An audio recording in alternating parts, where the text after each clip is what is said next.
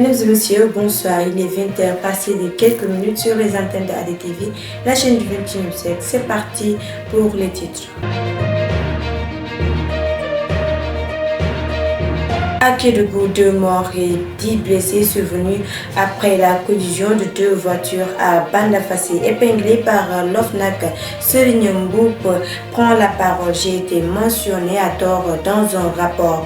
Précarité dans le secteur des médias, les chiffres du CESIRES qui font froid au dos. Actualité internationale, élection au Togo, satisfaction du camp présidentiel, l'opposition annonce des recours.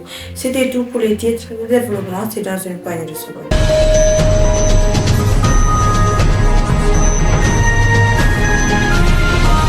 Bonsoir à tous. Conseil des ministres qui s'est tenu ce mercredi, une atmosphère de joie a envahi les rues du campus de l'université Cheikh Anta Diop de Dakar, l'UCAD, alors que les étudiants se sont rassemblés pour célébrer le départ de Maguette Sen de la direction du centre des œuvres universitaires de Dakar, le COUD. Cette jubilation fait suite à la nomination du président du chef de l'État, Bassirou Diomaye Faye, ce jeudi 2 mai 2024. 2 personnes sont décédées et 10 autres grièvement blessées dans une collision survenue ce jeudi dans la zone de Bandafassi, chef de lieu de l'arrondissement épinôme dans la région de Kédougou Sud, a appris à l'APS de sources sécuritaires. La collision s'est produite entre une camionnette et un véhicule de type transport en commun en milieu de journée sur la route nationale 7 RNS. Les explications, c'est avec Djorodjouf. 10 autres grièvement blessés dans une collision survenue jeudi dans la zone de Bandafassi, chef-lieu de l'arrondissement éponyme dans la région de Kédougou Sud-Est, a appris l'APS de sources sécuritaires. La collision s'est produite entre une camionnette et un véhicule de transport en commun en milieu de journée sur la route nationale numéro 7. Le choc a eu lieu près du poste de contrôle de la charge à l'issue de Bandafassi. La camionnette de marque Tata qui transportait des marchandises tentait de dépasser le véhicule de transport en commun par la gauche, a expliqué une source sécuritaire contactée par le correspondant de l'APS. Le véhicule de transport en commun roulait dans le sens inverse de celui du camion, a-t-elle précisé. Elle indique que les blessés, dont 2 bébés, ont été évacués au service d'urgence de l'hôpital régional Amat Dansokho de Kédougou. Les 2 corps sans vie ont été également déposés à la morgue de cet hôpital, a-t-elle ajouté. Des dégâts matériels très lourds ont été enregistrés sur le lieu de l'accident frontal. Ce 3 mai, une journée dédiée à la presse, une occasion saisie par la Convention des jeunes reporters du Sénégal, le CESIRES, pour rendre publiques les études réalisées en 2023 et mettant en exergue la souffrance des jeunes reporters ici au Sénégal. Des chiffres qui font froid dans le dos. Moussou Ndiaye nous en dit plus. Pour décrire leurs conditions de travail, plus de 200 professionnels de médias, journalistes comme techniciens, ont accepté de répondre à une vingtaine de questions en rapport avec les contrats de travail, les rémunérations, la prise en charge sociale. En ce qui concerne les contrats de travail, l'étude de la Convention des jeunes reporters du Sénégal montre que sur 216 travailleurs des médias, 23,1% ont dit avoir des contrats à durée indéterminée CDI, 11,1% des contrats à durée déterminée CDD, soit au total de 33,2%. Parmi ces derniers, 61,7% ne disposent pas d'un exemplaire de leur contrat de travail et seuls 13,3% ont répondu par l'affirmative s'agissant de l'enregistrement à l'inspection du travail. 45,3% ont répondu par la négative.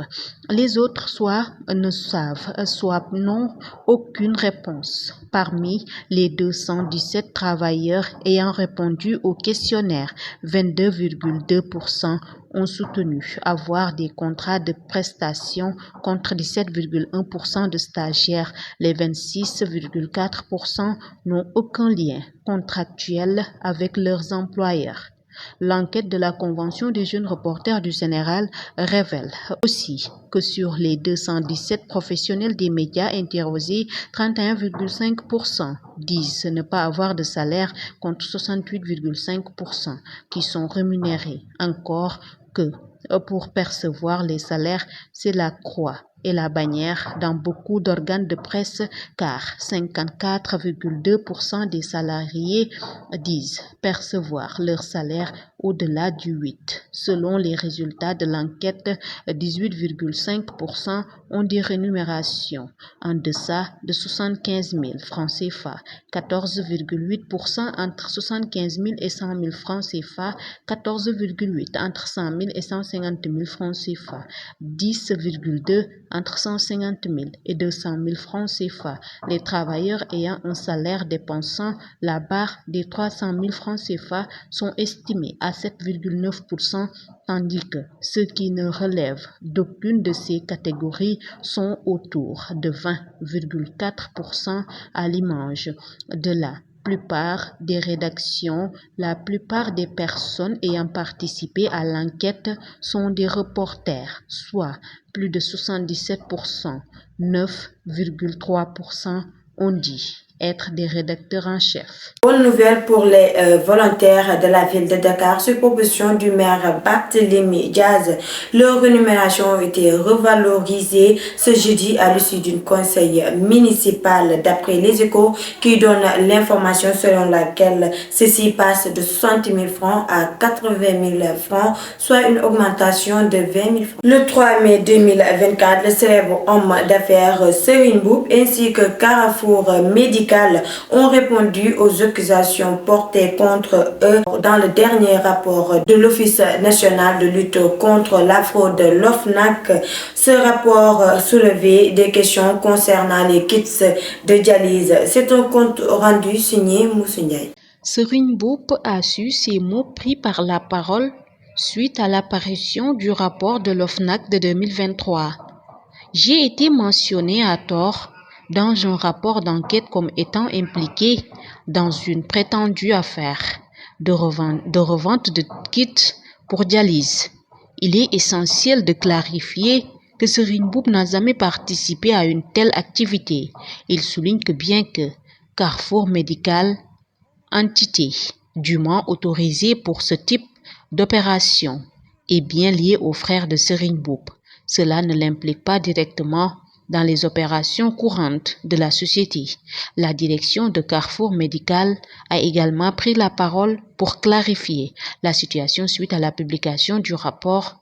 Dans leur communiqué, ils ont expliqué que le rapport d'enquête numéro 3 de 2022 qui a été mentionné dans le rapport annuel de l'OFNAC 2023 n'a retenu aucune charge ni aucune infraction contre Carrefour Médical ou CCBM, soulignant que cette dernière entreprise n'évolue pas dans le domaine médical, ni dans la distribution de kits de dialyse.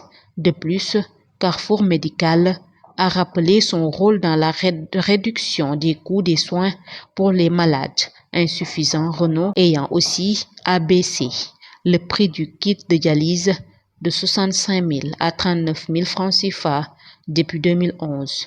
Ils ont également mis en avant leur contribution à augmenter l'accessibilité géographique de la dialyse, ayant accru le nombre de centres de dialyse de 1 à 7.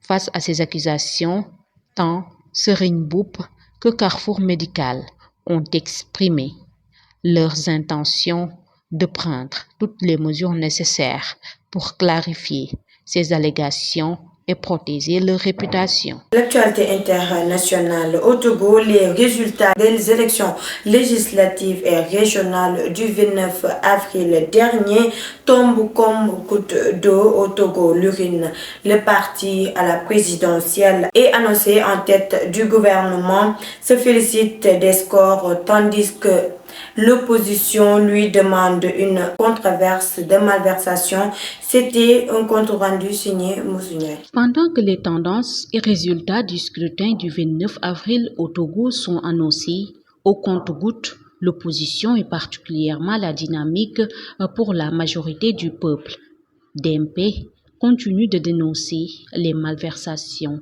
qui ont caractérisé le scrutin. Nous avons remarqué que l'on a abusé des votes par dérogation. On peut vous dire qu'il y en a eu sur toute l'étendue du territoire.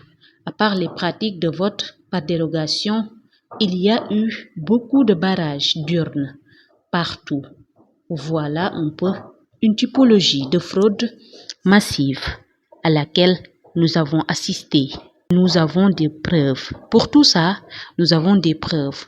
Nous allons exercer des recours et des poursuites contre ceux qui ont été impliqués dans ces manœuvres.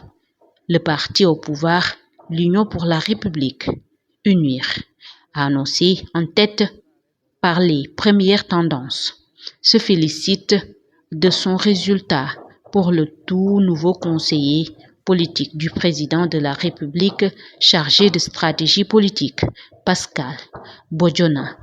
Ces bons scores sont dus à la présence constante du parti sur le terrain et si fraude, il y a eu, les instances compétentes feront leur travail, déclare-t-il au micro de leur correspondant. Merci effectivement Moussounia pour cette actualité internationale. C'est cet élément qui met fin à notre édition. Merci de nous avoir suivis sur la chaîne du 28e.